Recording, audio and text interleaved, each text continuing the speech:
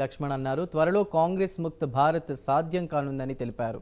ఇక కాంగ్రెస్ ప్రజల విద్వేషాలు పెంచుతోందని, పాకిస్తాన్ జిందాబాద్ అనే వ్యక్తిని కాంగ్రెస్ లోక్సభ అభ్యర్థిగా నిలబెట్టిందని లక్ష్మణ్ అన్నారు.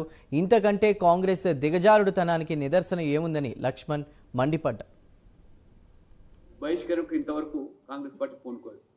ప్రతిపక్ష నాయకుడు Adhir Ranjan Chowdhury, what is the action taken by the Congress party? రాజీనామా చేస్తారా, బహిష్కరణ చేస్తారా? లేకపోతే దేశ ప్రజలు మిమ్మల్ని నమ్మేది ఎట్లా? కేవలము వాళ్ళ వ్యాఖ్యలన్నీ కూడా వ్యక్తిగతమని కొట్టి పారేయడానికి ఏమాత్రం వీల్లేదు. కాంగ్రెస్ పార్టీ రాహుల్ గాంధీ చెప్తాడే మొహబ్బత్ కి దుకాన్ అని చెప్పి, ఈ మొహబ్బత్ కి దుకాన్లో నీ పాదయాత్ర ఏ రకంగా ఆనాడే మరి తుక్కుడే తుక్కుడే గ్యాంగ్ లాంటి వ్యక్తులతోని సంస్థలతోని చట్టాపట్టాలు వేసుకొని తిరిగినది. ఈరోజు ఈ మొహబ్బత్ కి దుకాన్లో మొత్తం ద్వేషం ఏ రకంగా వ్యాపింపజేస్తూ ఉన్నారు, ఏ రకంగా ఇవాళ ప్రజల్లో విద్వేషాలు పెంచుతూ ఉన్నారు.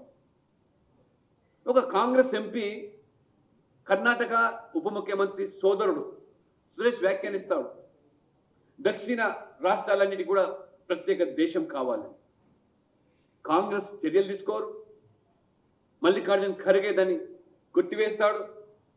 అదే కర్ణాటకలో ఒక కాంగ్రెస్ ఎంపీ రాజ్యసభ గెలిచిన తర్వాత అక్కడ ఆ అసెంబ్లీ ప్రాంగణంలో కాంగ్రెస్ నాయకులు, మద్దతుదారులు అంతా కలిసి పాకిస్తాన్ జిందాబాద్ అంటే దేనికి సంకేతం?